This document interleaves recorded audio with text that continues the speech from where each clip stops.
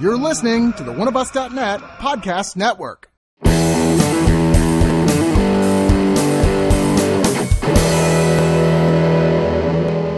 Okay, right from the get-go, I'm like, oh my god, are they playing the Spider-Man cartoon theme? They are. The Spider-Man cartoon theme. In this very special episode of Marvel 2-in-1. Well done. It is Marvel 2-in-1. I mean, isn't that Except it doesn't have the thing in it. Yeah, right? It was in like every single Marvel 2-in-1, pretty much. They should have called it The Thing and. Yes. Yeah, no, we're not going to be seeing The Thing on film again for a while, but we are finally seeing Spider-Man that's a little more reminiscent of, you know, Spider-Man in the comic books, perhaps? Yeah. Well, not finally. We did actually get a pretty good glimpse of him in Captain America Civil War. That's true, exactly. And that's what this is. This is the follow-up to that. They've like, yes, we have Spider-Man now. Lucky us. And this is called Homecoming for a reason. Yes, it is Homecoming at Peter Parker's high school, but also this is him coming back into the fold of being part of the actual Marvel Cinematic Universe, as opposed to whatever grisly hell dimension we had Garfield in. Yeah. I had this image of Garfield the cat, and I was like, what, Garfield played Spider-Man? Yes, he did. That's the real hell Jim dimension. Davis has really run out of storylines. I like fighting crime and lasagna. Nothing wrong with that, my friend. They do live in New York. He won't fight crime on Mondays, though. True. This really sucks. Yeah, right. In this new version that Marvel and Sony are doing together, it is not an origin story. Thank God! Yes! Because they do mention the radioactive spider, however, but just once. Yeah, just like when he tries to tell Tony Stark in Captain America, well, I was like, I don't care. They kind of go do the same. Because they have a completely new character here who's Peter Parker's best friend, Ned, and he's kind of a he's new to newbies. He's new to people who don't really follow the Spider-Man. He's Ned Leeds, who might be the Hobgoblin someday, but probably not. He is not Ned Leeds. Yeah, he's Ned Leeds. Oh, I thought he was the kid from the... He's inspired by the kid from the Ultimate Miles Spider-Man, Miles Morales, okay. But they just took the name Ned Leeds. Which has absolutely nothing in common with this character whatsoever. The Hobgoblin suit from the Big and Tall store? But he acts as kind of an audience avatar because he's the one asking all the questions. Like, so how do you become Spider-Man? And you're just like, okay, here's a one-line sentence why we're not doing the origin story. And I mean, the closest comes to an origin story is really just giving you a different view of what we saw him in Captain America with, of course he brought, let's not forget, he's a photographer later on, right? Yeah. And so already we start with seeing the signs of that as he snuck a video camera along with him when Stark's like, come on, we're going to Germany. Of course, in this universe, he'll probably end up being a YouTuber. Yeah, well, that's true. But yeah, he's like I'm a very successful blogger, like Clark Kent. I can imagine the scenes of J. Jonah Jameson going, "What is a vlog?" Somebody bring me some vlogs now! God damn it, this WordPress thing doesn't work worth a shit. I sympathize. I really sympathize. Yeah, I mean, I love that we just keep seeing that side of him. He's like, God, I'm so excited to be a superhero. Yes, because he is 14. Yeah, he is a high school student, this runs with it. We got little glimpses in the former two iterations of the franchise. This was like, nope, we're in high school. We're going to stay in high school for a while. What we had in the previous two, less so with Garfield, because Garfield, the mistake they made was going, let's let him still be in high school, rather than go, let's have Garfield be the early 20s Spider-Man. Mm-hmm. And he would have been a great Spider-Man if they'd done that, but they fucked up so much about that. Yeah. This is actually a kid. It's not a 20-year-old pretending to be a kid, which is half of why this works. Yes, it's an 18-year-old pretending to be 14. Which is a big... It's a lot closer. I mean, he is a gangly kind of... He's awkward. Awkward. Yeah. He sounds like a teenager. In Hollywood terms, casting an 18-year-old as a 14-year-old, he might as well be a fetus. No, I know. Yeah. It's like they never do. It's always a 35-year-old playing a high school kid. They should have got the cast in 90210 to be his Uncle Ben. No, unfortunately, they got the super hot Marissa Tomei. I love that they keep doing that joke that everywhere they go, people are like, woo! Your Aunt May is freaking smoking! Even if she's wearing some of the highest mom pants available in this decade. Well, she makes it look good. She can pull it off. She's mom. She can wear whatever or the lack of anything and we're fine. Yeah, she was wearing nipple rings in The Wrestler and you weren't complaining then. Yeah, that's true. I was not complaining. Yeah, so it's him in high school. He wants to get called back. The whole thing is like, when are you going to call me back? I want to be an Avenger. I want to play. I want to be in the big boys. And him getting frustrated that they're not calling. He's supposed to deal with Happy, who of course is like, Jesus fucking Christ, kid, leave me alone. Yeah. And of course he gets himself into more and more trouble. He starts finding out someone is selling high-powered weapons on the street that are made from the remains of the Chitauri ships. Yes, not just high-powered in the typical sense, but in like laser beams. Yeah. And anti-grav kit technology. And this person in question selling it, we see right from the get-go of the film, is Michael Keaton, who is Adrian Toomes, the Vulture. The Vulture. AKA. He's built out of this like a big Vulture suit, and he's kind of playing the role in this film in some ways of like the Vulture crossed with the Tinkerer. You know, where he's like... A little bit. Actually, his sidekick is more of the Tinkerer. His sidekick is the Tinkerer. He's got a... We said in the close credits. He's got a group of Joe boys, and basically they took all of the Spider-Man villains that aren't going to get a movie of their own. They gave them. They're like, okay, here's your Shocker, here's your Tinker. Have fun. I know though, with the way Sony's going, all of these guys will probably have their own solo films announced in the next 6 months. Certainly, possibly a Sinister Six. But this feels like I'm waiting to see the bellhop guy from Wes Anderson. Wes Anderson's last movie to become Venom. Yeah, right. Well, that's going to be Tom Hardy. We already know that. Yeah. Whatever. But he's Flash Thompson. Yeah. That was a nice change of pace from like Flash Thompson being this kind of big, dumb jock, or I mean, he was a little more sympathetic. Now he's just a rich series, douche. A coward. Yeah. Yeah. And that guy should be given more flexibility to kind of do whatever He's a guy wants. who's kind of a jerk in high school, but not such a big jerk you can't see him as an adult. I mean, he's a member of the Academic Decathlon, and speaking as a former Academic Decathlon member, somebody's kicking his ass at that school. Very true. Yeah, I don't know about Academic Decathlon. We were making fun of you guys in the parking lot while getting high. Yeah, I know. And see how well it worked for both of us. So he ends up chasing trying to find out what these weapons are, finding out, Jesus Christ, who the fuck is this huge guy? And tinkering with his suit, which it leads him to discover, fuck, this thing does a lot of stuff I didn't even know about that was hidden from me. Which is where I think the movie really kicks into high gear, as he starts going, wow, look, there's like, what did they say, 574 different webbing combinations available. Which is a great shout out to all of the shit that he has done with his webs over the years in the comic book series. But it's good explanation for why he's able to shoot different kinds of webs, or how. The other movies don't really go into how he learned to do all that sort of stuff. Well, his body knew how to do it. Yeah, it was like came out as typical high school. It's like sometimes you got a really solid, and sometimes you got a really never mind. Leave it. Typical high school student, he's just leaving his fluids all over the place. Just you do not want to shine a black light against the Manhattan skyline, I'm just saying. Well, one of the nice things they do is that this isn't just they integrate this into the core Marvel universe by having the appearances of Iron Man and having Happy there. This is, as you mentioned, this is what happens lower down the food chain after the Chitauri invasion. It's below the Avengers, but above the Defenders. Yeah. Which is where he needs to be pitched, which is part of why this works in a way that the previous Spider-Man films haven't. Because Spider-Man as the only superhero is never quite right. He's supposed to be the guy who's in the middle, who's kind of wants to be one of the big guys, wants to join the Fantastic Four, wants to join the Avengers, and is never quite there. Up until Bendis fucked everything up, he tried to join the Avengers like 15 times. And said no. Until Bendis finally went, screw this is stupid. And that's part of why this is so successful, that he is caught in the middle. I mean, he's the teenager who wants to be a grown-up. He's the street-level superhero who wants to be better, wants to be one of the big guns, and isn't there. Yeah. And the narrative of what happens with the suit that he's given by Tony for his first appearance in Civil War is like, he really shouldn't be doing this. And that's one thing that might throw a lot of people. And I occasionally had. It almost got to the point where I was like, really?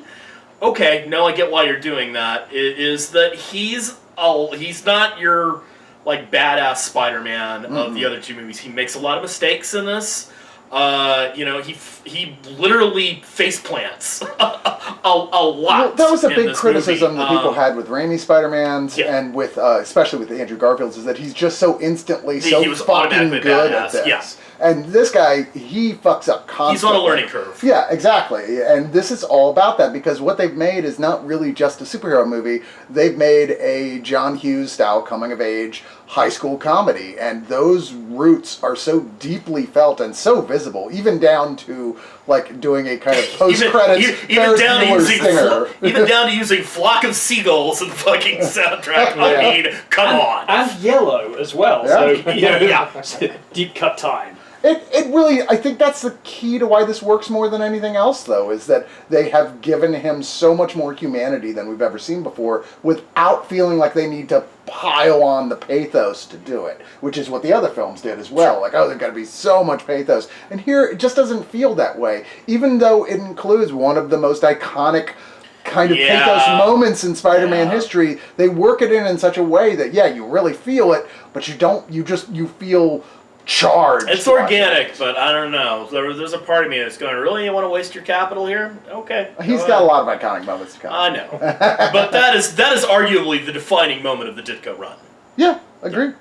I think as well, we've got Tom Holland, once again, great job. He's so enthusiastic. He was the guy, I think, to play this role. I think there's no doubt that they picked right. Michael Keaton, once again, playing the Vulture like a blue-collar working guy who you actually kind of feel sympathy for. He's not the comics Vulture. He's a different guy. Yeah, but I love that. This I isn't love that take Birdman. on the Vulture, because it wasn't some kind of superpowered villain who got his eyes on world domination. He's got family to look out for. He's kind of screwed over by the system. Mm-hmm. He's sort of get it. He's Tony Soprano.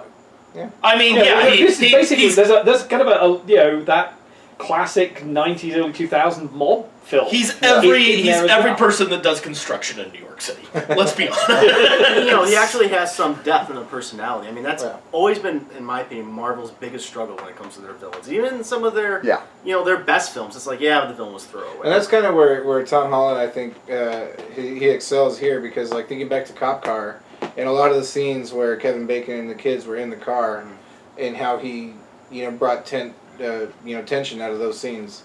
In that one scene here where that happens, that's done really well. Yeah, absolutely. His relationship with his friends and all the high school kids, they're well chosen. Everybody, once again, is actually really young. And there's no 35-year-old Tom McGuire's in this. Yeah, and there's the fun sort of like guess who this ends up being game they play with the audience, because they're pretty like cagey about saying people's names for a while. Right. Like they introduce these characters and it'll be a and ways they're into the casting movie. against type for the most part. Very much so. It's an extremely racially diverse cast, which is great. Yeah, because this takes place in fucking New York. Yeah, so which it would be. Why is everyone in this New York high school white? Did you film it in 1936? Which actually leads to one of the nice moments is we do have an appearance by Donald Glover, which will finally put to rest all the people going, why didn't they cast Donald Glover as Spider-Man for this film? Because he's 35! He's 35. Yeah. He finally gets in there and it's like, you know what, he would have been too old in the first season of Community. Yeah, seriously, kids. I don't want to say who he is playing or will end up becoming, but I will say that, at least in some interpretations of the material, he does eventually get to play Spider-Man. So there you go. That's a good hint. Yeah. If we tell you, either you know already, or we could tell you the name and you could go, who the fuck is that? Somewhere our friend John Goulson is sat there going through his back issues going like, I'm going to make a list. I'm going to make sure I can narrow it down without even watching it. I'm thinking maybe tops 72 people. He's Stiltman! Ha-ha! Spider-Ham. Rocket Racer. Spider-Ham. Oh my god, he would make a great Rocket Racer. Because he's black. Yes. I just had to face palm. But also, he could kind of, he would look good. He would. Come on. Yeah. I'm But just saying. this is a movie you can take with no background in Spider-Man at all. Like, you've only watched these movies, or watch as a hardcore, big, like, I've read all the Spider-Man comics, I love it so much, and spot the little canon influences. Spot, oh my god, that's who that character is. Oh my god, that's who that character is. I mean, this movie's just packed. Like, almost everybody in this eventually at least by their names, goes on to become a bigger character, which is fun, and they may or may not choose to follow up on that. We could be looking at a whole cast of Batman 1989 Harvey Dents. Oh, God, please. Poor Billy D. Williams. You're not dead, but I'll do this anyway. He needs it at this point. He does. At least he finally got to play Two-Face in Batman, the latest Batman movie. So that's something. All right. I guess let's go to final thoughts then on this one. It's one of those, like, we could just sit here and rave about every single, how we liked all these characters. I mean, I will say, like, the only criticism at all is, like, there's a kind of a sense of I don't know, maybe it was just that I was expecting something kind of different, and I was fighting myself the whole movie. Because I kept going, there's nothing wrong with this. They're doing everything right. It's just not really what I expected. My thing is, and I guess I could start with my final thoughts and leading into this. Yeah. Spider-Man's my favorite superhero. He was the one I read the most as a kid growing up, and then as I got older, I sort of stopped reading comics, but I always really loved Spider-Man, and because of that, I'm really forgiving of the movies, except for 3. Raimi's 3. I didn't even mind Amazing Spider-Man 2, and I think in all 3 iterations there are things that I like. Like, I liked Raimi's Spider-Man. I didn't really like that Peter Parker, and I liked Garfield's Peter Parker. I didn't mind that Spider-Man, but I didn't think that Spider-Man was as cool as Raimi's. And this is sort of the mix in between. And going in, I wasn't very enthusiastic about the idea of a Spider-Boy, because most of my exposure to him was post-high school Peter Parker, working for the Daily Bugle, that sort of thing. And so, yeah, the fact that this worked was a real pleasant surprise for me. I don't really know that that this is my favorite Spider-Man or my favorite Peter Parker, but it's enough of a blend of the two to where I really enjoyed what I saw. It's really funny. It's probably the funniest of any of the now 6 Spider-Man movies. Yeah, there's a lot of heart. The action's really good. I mentioned how I love the villain, it's how simple kind of his motivations are, and understandable his motivations are. Yeah, this is really solid all around. I would give it 8 out of 10 things that I would give Made for free if I was a waiter. Right, Beau? So there's a lot that I love about this movie, and there are a few things that make it maybe not the best Spider-Man movie for me. It is very much, like I said, they have doubled and tripled down into this is Spider-Man in high school, coming of age. That's a great run in the comics, especially because almost all of those issues are Ditko. They're really formative of the character. It's not necessarily my favorite run of Spider-Man, however, and so, because I enjoy the Spider-Man as he goes into college and becomes more of an adult and is a little bit more of a badass. So I think there may be a little jar for me there. However, I love the way that the movie brings him into the Marvel-verse. I love the crossover stuff with Iron Man, which I thought was just perfectly handled. I mean, there was not too much, but every time Robert Downey Jr. showed up in this, I was like, oh, cool. I did not think that it was overused. Flaw-wise, sometimes it felt a little too teenage angsty, just a little. Not enough so that I found it distracting, but every now and then I go, gotta fast forward this, okay. And the only flaw I think this movie has is I don't really think there really isn't a set piece action piece in this. They try a couple of times, but they never really top anything else that they've done in the Marvel-verse, and really not anything like, I think, like Sam Raimi's subway scene comes to mind of like one of the most amazing sequences in all of the I feel like Raimi's is like that, because the first one is sort of like that. It's not really an iconic action set piece, and then 2 has the train exactly. And I feel like it suffers just a tad from that, but they were trying to do a lot in this movie. And I did find the story very satisfying, but yeah, I mean, if you're going for the wham pizzazz stuff, it might leave you wanting a little for that. That said, it's great to see Spidey back home. I give it I give it 8.5 larbs out of 10. Richard. Well, I think this is final proof. If you want a Spider-Man movie done and right, you make sure Kevin Feige is somewhere near it. The fact that they did go, Sony went, we're clearly not doing this right. We have to do something that gets this back on track. What works? Well, the main Marvel continuity, and this integrates what they tried to do with Spider-Man really well into the large universe. Subtly. You don't need to have seen everything else, but this is kind of a step above. For example, Ant-Man, which is one of my favourite of the self-standing MCU films. Holland is fantastic. My issue with the action sequence is I actually think that the sequence on the Washington Monument is great. I think that really worked for me, and the sequence on the Staten Island Ferry I think worked fantastically. If there was a problem with the action sequences, is occasionally the CGI choreography is a little bit messy, particularly in the final fight sequence, which I was like, okay, I can see what's happening there. But I thought that was very messy. That could have done with a little bit more work. But that's almost complaining about the how neat the frosting is on an extremely tasty cake. This is a really solid addition to what the Marvel Cinematic Universe is doing, and for me, I think it's the best of Sony's Spider-Man films. Easily. But you can say because it's got the Sony logo to start. Yeah, I give this 8.5 well-timed Ramones tracks. Christopher Herman. As I said off mic before, I'm just glad we had the shocker in this film. I've been waiting for that for years. He's the guy, Marvel. It's finally. He's I am a the big guy. Shocker fan. Chris, that's just how he shoots his webs. Oh, okay, got it. Oh. But really. Yeah, that's what you said. I mean, I really enjoyed the film. I think everyone's brought up some good points. Like Richard, in regards to kind of like the CGI, I did notice like Spider-Man did seem like rubbery a few times. Maybe they could have had a few more passes or rendering or something like that. There's a little awkwardness, I thought, that I noticed that. But overall, I mean, the performance is all great. Tom Holland is Spider-Man. He plays a great Spider-Man and a great Peter Parker. That's always been kind of my problems with the last films, where it's like, like this Peter Parker's great, but I don't really like this actor Spider-Man. So I'm glad they nailed that.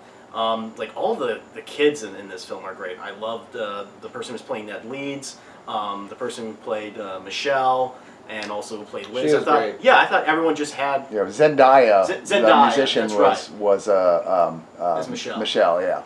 But yeah, I mean, all of that just works so Jacob well. Batalon is Ned. Yeah, and then of course the thing that I just really appreciate is like you finally have a great villain in a standalone Marvel movie. It's been so long, or most of the times they're never able to do it. I like the fact that the Vulture's a blue-collar villain. He's not just like a bank robber or who's just seeking eternal youth. You gave him some depth, and I really like that, and I hope to see him in future films.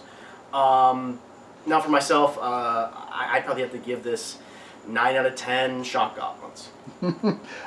Yeah, the more I think about it, the more I'm like, this is a really good high school comedy, and it's a really good superhero movie, but it's not a great one of either.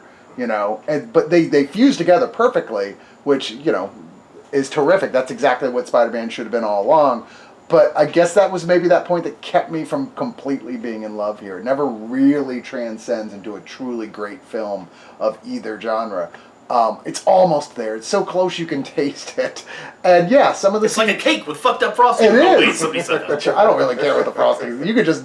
It's got frosting. I'll eat it with a spoon. It's fine. Yeah, I just keep being so stuck. The strongest thing here is really just Tom Holland himself, who is giving the greatest performance anyone has ever given of Spider-Man. He's so perfectly cast, but all across the board, just good choices. This Spider-Man is kind of a cross between, you mentioned, of course, it's the high school years, so it is, of course, the classic Steve Ditko, but it's also lots of elements of Miles Morales. Ultimate Spider-Man is a high school kid that's in there. Like, Ned is basically his friend from Miles Morales' friend from Ultimate Spider-Man. Yeah, he's pretty much playing that same part. And crossed with Dan Slott's Amazing Spider-Man run, which has a sort of lighter feel to it. It's a little goofier. It's a mishmash of all these things, which is kind of why I also was a little unbalanced. I'm not really sure where all your reference points are, but whatever it is, it works really well inside of the Marvel universe that's been built so far. I think this is a thoroughly enjoyable film that most people who aren't as canon queens as me will probably like even more. I give it 8.5 out of 10 unfinished Lego Death Stars. That was troubling me. I was Yeah. like, you've got a Lego Death Star, and you're just like, yeah, I'll do it later.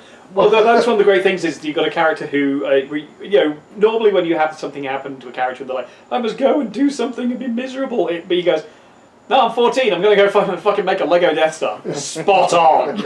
That is what Spider-Man will be doing his first time. And this is the first real geeky Spider-Man we've had who's actually a geek. Yep. Yes, no skateboarding in this Yeah, whatsoever. no, I was like, I'm sorry. That guy's way too cool to be Peter Parker.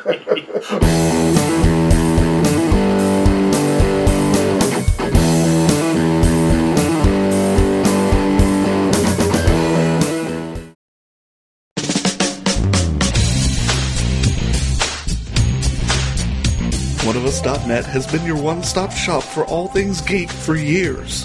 But there's a side to them many of you have never heard. The subscription side.